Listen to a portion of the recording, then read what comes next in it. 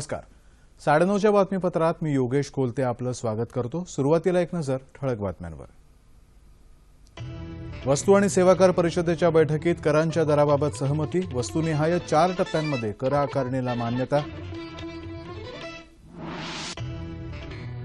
देशापुढील प्रश्न चर्चेच्या माध्यमातून सोडवण्यासाठी माध्यमांनी पुढाकार घेण्याची गरज पंतप्रधानांकडून व्यक्त.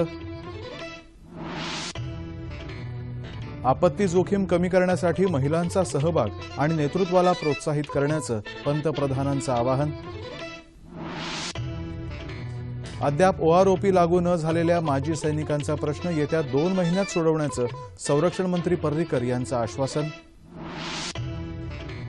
काश्मीरमधल्या कथुआ जिल्ह्यात घुसखोरी करण्याचा दहशतवाद्यांचा प्रयत्न सीमा सुरक्षा दलानं उधळून लावला.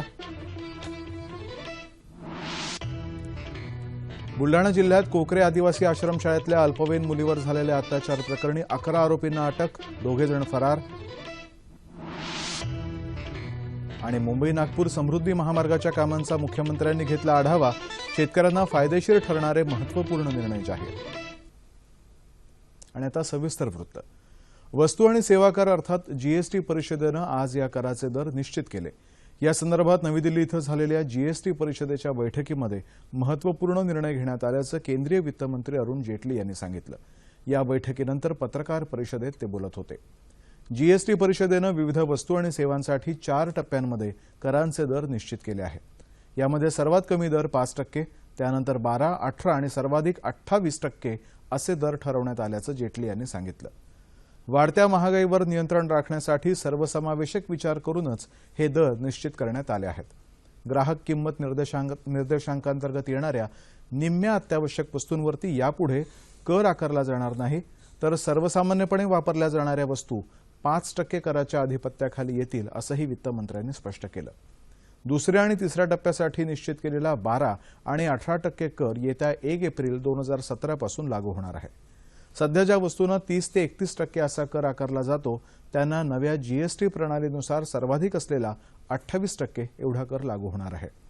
एसयूव्ही सारख्या महागड्या गाड्या, तंबाखू आणि शीतपेयांवरती 28% करासहित अतिरिक्त उपकरही भरावा लागणार आहे. जीएसटी लागू झाल्यानं राज्यांना होणाऱ्या संभाव्य महसूल नुकसानीची भरपाई या उपकरामधून पुढील 5 वर्ष केली जाईल. त्यानंतर मात्र हा उपकर रद्द होईल, असंही जेटली यांनी स्पष्ट केलं. सीमाशुल्क, सेवा कर आणि मूल्यवर्धित करांची जागा जीएसटी घेणार असल्यानं राज्यांना होणारा तोटा भरून काढण्यासाठी पहिल्याच वर्षामध्ये 50,000 कोटी रुपयांची आवश्यकता भासेल. सर्वसामान्यांवरचा कराचा भार वाढवावा असा सरकारचा उद्देश नाही, असंही त्यांनी स्पष्ट केलं. देशापुढील प्रश्न चर्चेच्या माध्यमातून संवादाद्वारे सोडवायला हवेत, मात्र हा संवादच काहीसा खुंटलाय. चर्चा घडवून आणण्यासाठी आता माध्यमांनी पुढाकार घ्यायला हवा, असं पंतप्रधान नरेंद्र मोदी यांनी म्हटलंय. नवी दिल्लीतल्या भाजपा मुख्यालयात आयोजित दिवाळी मंगल मिलन कार्यक्रमात ते आज बोलत होते. देशामध्ये सकारात्मक विचार निर्माण करण्यामध्ये माध्यमांनी महत्त्वाची भूमिका बजावली आहे, असं सांगत विविध क्षेत्रातल्या परिवर्तनाकडे लोकांचा सध्या कल आहे, असं पंतप्रधान यावेळी म्हणाले. नागरिकांना कमी वेळामध्ये स्वच्छतेचं महत्त्व पटलंय आणि स्वच्छतेसाठी चांगलं काम सुरू झालंय, असंही ते म्हणाले. या कार्यक्रमाला भाजपाचे राष्ट्रीय अध्यक्ष अमित शहा, केंद्रीय वित्तमंत्री अरुण जेटली आणि संरक्षण मंत्री मनोहर पर्रिकर आदी उपस्थित होते. सर्व प्रकारच्या आपत्तींना तोंड देण्यासाठी करण्यात येणाऱ्या आंतरराष्ट्रीय प्रयत्नांमध्ये जास्तीत जास्त प्रमाणामध्ये महिलांनी सहभागी व्हावं आणि नेतृत्वही करावं, असं आवाहन पंतप्रधान नरेंद्र मोदी यांनी केलंय. आपत्ती जोखीम कमी करण्यासंदर्भात नवी दिल्ली इथं आयोजित करण्यात आलेल्या आशियाई मंत्रीस्तरीय परिषदेचं उद्घाटन आज पंतप्रधानांच्या हस्ते झालं. त्यावेळी ते बोलत होते. पंतप्रधानांनी यावेळी जोखीम कमी करण्यासाठी 10 कलमी जाहीरनामाही मांडला. आपत्तीची झळ महिलांना मोठ्या प्रमाणात पोचत असते, त्यामुळे अशा महिलांना मदत करण्यासाठी मोठ्या प्रमाणात महिला स्वयंसेवकांना प्रशिक्षण दिलं पाहिजे, अशी सूचना पंतप्रधानांनी केली. विकास कार्य सुरू असलेल्या क्षेत्रांनी आपत्ती जोखीम व्यवस्थापनाच्या नियमांचं पालन केलं पाहिजे. तसंच आपल्या विद्यापीठांनीही आपत्ती निवारणाच्या संदर्भात अधिक काम केलं पाहिजे, असंही पंतप्रधान यावेळी म्हणाले. हरियाणामध्ये माजी सैनिक रामकिशन ग्रेवाल यांच्या आत्महत्येचं राजकारण करू नये, असं आवाहन केंद्रीय गृहराज्यमंत्री किरेन रिजिजू यांनी केलं. ते आज नवी दिल्लीत बोलत होते. राहुल गांधी आणि अरविंद केजरीवाल हे मतांसाठी ग्रेविल यांच्या आत्महत्येचं राजकारण करत आहेत, असा आरोप त्यांनी केला. पंतप्रधान मोदी यांच्या नेतृत्वाखाली सरकार माजी सैनिकांच्या कल्याणासाठी कटिबद्ध आहे असं रिजिजू म्हणाले. ग्रेवाल यांच्या आत्महत्येच्या कारणांचा तपास सुरू आहे असं परराष्ट्र व्यवहार राज्यमंत्री व्ही.के. सिंग यांनी स्पष्ट केलं आहे.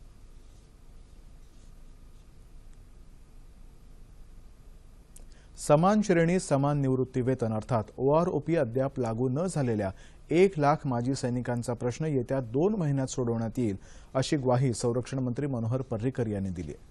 सुरक्षेचा आढावा घेण्यासाठी पर्रीकर जम्मू काश्मीरच्या दौऱ्यावर आज आले होते. त्यांनी बडगाव इथं माजी सैनिकांशी संवाद साधून त्यांना आश्वस्त केलं. देशामध्ये 20 लाख माजी सैनिक आहेत. त्यापैकी 1 लाख सैनिकांना काही तांत्रिक अडचणींमुळे समान श्रेणी समान निवृत्तीवेतन योजनेचा लाभ अद्याप मिळू शकलेला नाही. मात्र ही समस्या लवकरात लवकर सोडवण्यासाठी प्रयत्न सुरू आहेत असं पर्रीकर यांनी सांगितलं. माजी सैनिकांच्या कल्याणासाठी सरकार कटिबद्ध आहे असं सांगत आतापर्यंत या योजनेअंतर्गत 5,507 कोटी रुपये वितरित केल्याची माहितीही संरक्षण मंत्र्यांनी यावेळी दिली. जम्मू काश्मीरमधल्या कठुआ जिल्ह्यामध्ये आंतरराष्ट्रीय सरहद्दीवरती सीमा सुरक्षा दलानं आज दहशतवाद्यांचा घुसखोरीचा प्रयत्न हाणून पाडला.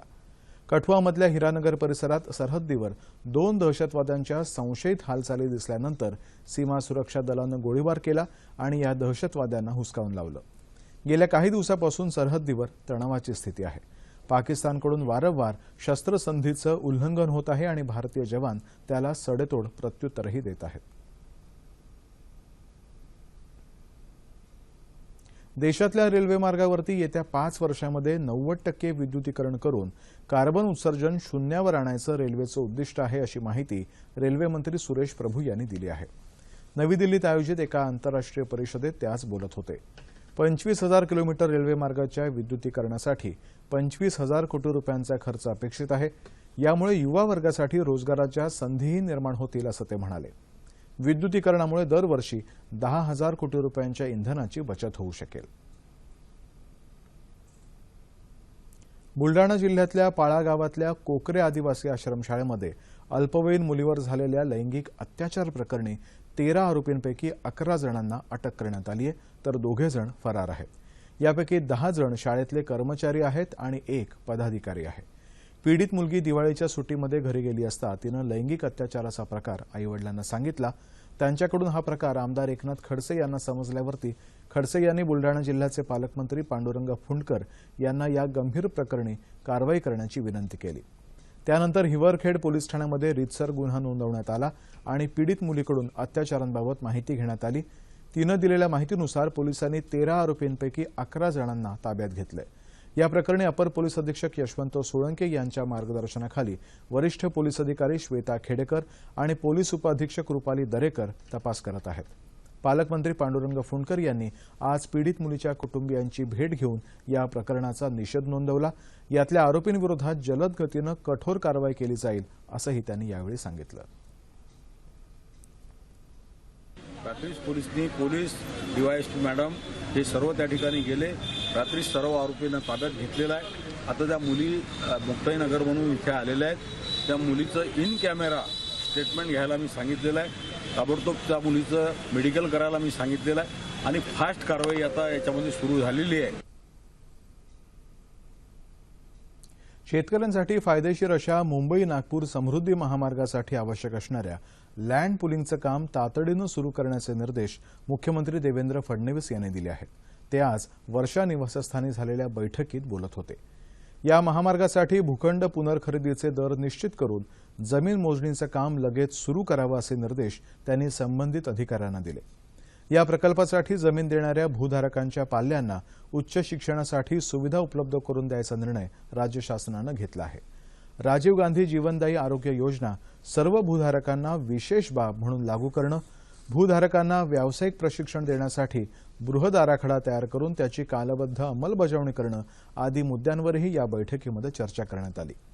गावाचं अर्थकारण सुधारण्यासाठी आणि पर्यायानं विकासाचं चक्र गतिमान होण्यासाठी दर्जेदार रस्ते बांधणीवरती प्राधान्यानं लक्ष द्यावं असंही मुख्यमंत्री म्हणाले. सार्वजनिक बांधकाम विभागाचं संपूर्ण कामकाज संगणकीकृत आणि ऑनलाईन करण्याचे निर्देशही फडणवीस यांनी दिले. 31 ऑक्टोबर ते 5 नोव्हेंबरपर्यंत राज्यामध्ये दक्षता जनजागृती सप्ताहाचं आयोजन करण्यात आलं आहे. भ्रष्टाचाराला आळा घालण्यासाठी लाचलुचपत प्रतिबंधात्मक आयोगाकडून या सप्ताहामध्ये भ्रष्टाचार विरोधी आणि पारदर्शी व्यवहाराबाबत जागृती करण्यात येते. शासकीय, निमशासकीय, बँका आणि इतर संस्थांमध्ये शपथ दिली जाते. या निमित्तानं मुंबईतल्या पश्चिम रेल्वेच्या चर्चगेट इथल्या कार्यालयामध्ये विशेष दक्षता वार्तापत्र प्रकाशित करण्यात आलं. कार्यालय परिसरात रेल्वेच्या अधिकाऱ्यांना प्रामाणिकपणाची शपथही देण्यात आली.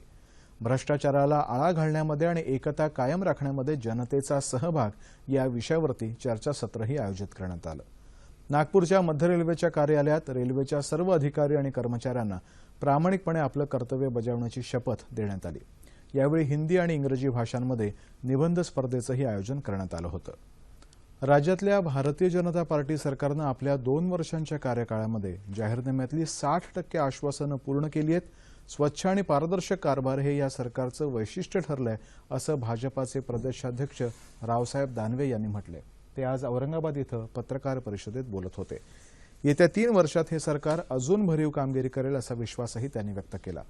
दुष्काळाच्या कठीण परिस्थितीत सत्तेवर आलेल्या या सरकारनं केंद्राकडून दुष्काळ निवारणासाठी 4,200 कोटी रुपयांचा निधी मिळवला. खतांचा काळा बाजार रोखला. जलयुक्त शिवार योजनेमुळे राज्याच्या भूजल पातळीमध्ये वाढ झाली.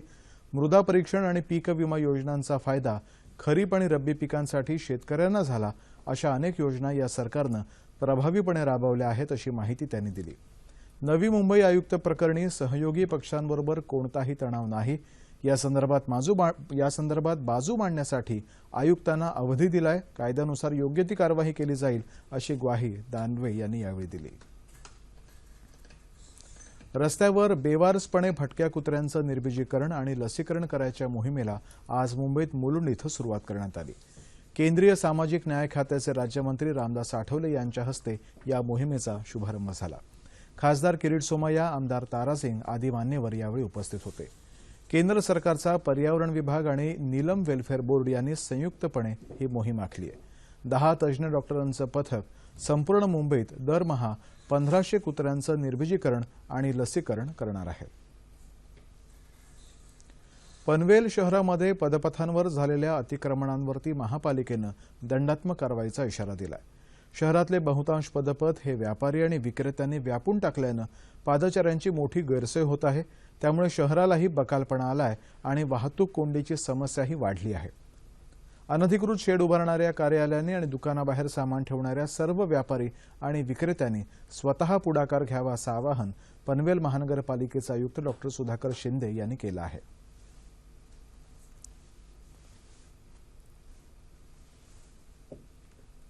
$17-18 हजार बॅनर्स महानगरपालिकेने स्वतः आणि काही लोकांनी उत्स्फूर्तपणे काढली आपल्या कारवाईच्या दरम्यान मागच्या महिन्यामध्ये.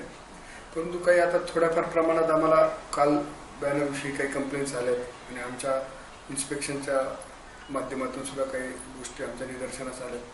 तर आपण त्या अनुषंगाने त्या लोकांवरती आज गुन्हे नोंदवणार आहे. रस्त्यावरती फुटपाथवरती जे अतिक्रमण झालेलं आहे, काही दुकानांचे काही भाग वाढवलेले असतील, काही लोकांच्या अनधिकृतपणे विक्री चालली असेल, त्यांना आपण नोटिसा दिलेल्या आहेत. वाढत्या सायबर गुन्हेगारीला आळा घालण्याच्या उद्देशानं प्रत्येक जिल्ह्यामध्ये सायबर पोलीस ठाणे उभारण्याचा राज्य सरकारचा संकल्प आहे. त्यामुळे जिल्ह्यामध्ये सायबर पोलीस स्थानक असलेलं महाराष्ट्र हे देशातलं पहिलं राज्य लवकरच ठरेल, असं गृह खात्याच्या वरिष्ठ अधिकाऱ्यानं सांगितलं आहे. या संदर्भात सरकार लवकरच एक अधिसूचना जारी करणार आहे. गेल्या काही वर्षांमध्ये राज्यामध्ये सायबर गुन्हेगारीचं प्रमाण वाढलंय. मोठ्या आणि मध्यम शहरांबरोबरच ग्रामीण भागातही आर्थिक आणि सायबर गुन्हे सर्रास घडत आहेत. मात्र प्रशिक्षित मनुष्यबळ आणि सुसज्ज यंत्रणेअभावी यातल्या अनेक गुन्ह्यांचा छडा लागू शकलेला नाही. त्यादृष्टीनं उपाययोजना करण्यासाठी 34 सायबर गुन्हेगारी प्रयोगशाळा जिल्हा स्तरावरती, 7 प्रयोगशाळा पोलीस महानिरीक्षक कार्यालयामध्ये तर 9 प्रयोगशाळा पोलीस आयुक्तांच्या कार्यालयात उभारण्याचा सरकारचा मानस आहे. आणि आता सह्याद्री वाहिनीच्या वृत्त विभागासाठी स्ट्रिंगरची नियुक्ती करण्याबाबत माहिती जाणून घेऊया. प्रसारक प्रादेशिक वृत्त विभाग दूरदर्शन केंद्र मुंबईकडून 36 जिल्ह्यांकरता स्ट्रिंगर्सचं पॅनल तयार करण्यासाठी अर्ज मागवण्यात येत आहेत. अर्ज 16 डिसेंबर 2016 संध्याकाळी 5 वाजेपर्यंत प्रादेशिक वृत्त विभाग दूरदर्शन केंद्र, पीबी मार्ग, वरळी, मुंबई 30 या पत्त्यावर पोहोचतील अशा पद्धतीनं पाठवणं आवश्यक आहे. अर्ज आणि अधिक माहिती संकेतस्थळ www.ddkmumbai.org वर उपलब्ध. भारतीय नौदलाचा रणवाद्य समूह म्हणजेच नेव्हल बँडचा इंडोर आविष्कार।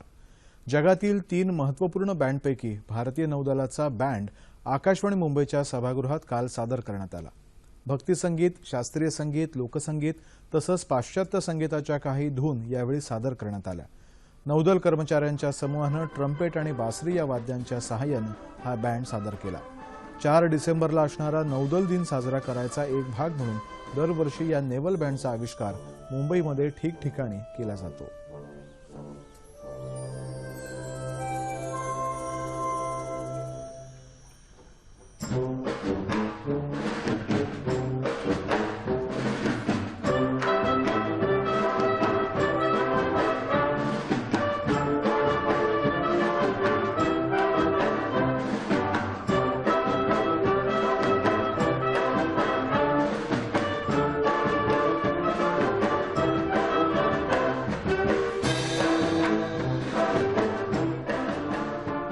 आणि आता बातमी हवामानाची। विदर्भाच्या काही भागामध्ये किमान तापमानात सरासरीच्या तुलनेत उल्लेखनीय घट झाली आहे। येत्या 36 तासांमध्ये संपूर्ण राज्यातलं हवामान प्रामुख्याने कोरडं राहील असा हवामान खात्याचा अंदाज आहे। आणि शेवटी एक नजर पुन्हा एकदा ठळक बातम्यांवर। वस्तू आणि सेवा कर परिषदेच्या बैठकीत करांच्या दराबाबत सहमती। वस्तुनिहाय 4 टप्प्यांमध्ये कर आकारणीला मान्यता। देशापुढील प्रश्न चर्चेच्या माध्यमातून सोडवण्यासाठी माध्यमांनी पुढाकार घेण्याची गरज पंतप्रधानांकडून व्यक्त। आपत्ती जोखीम कमी करण्यासाठी महिलांचा सहभाग आणि नेतृत्वाला प्रोत्साहित करण्याचं पंतप्रधानांचं आवाहन। अद्याप ओआरओपी लागू न झालेल्या माजी सैनिकांचा प्रश्न येत्या 2 महिन्यात सोडवण्याचं संरक्षण मंत्री पर्रिकर यांचं आश्वासन। काश्मीरमधल्या कथुआ जिल्ह्यामध्ये घुसखोरी करण्याचा दहशतवाद्यांचा प्रयत्न सीमा सुरक्षा दलानं उधळून लावला।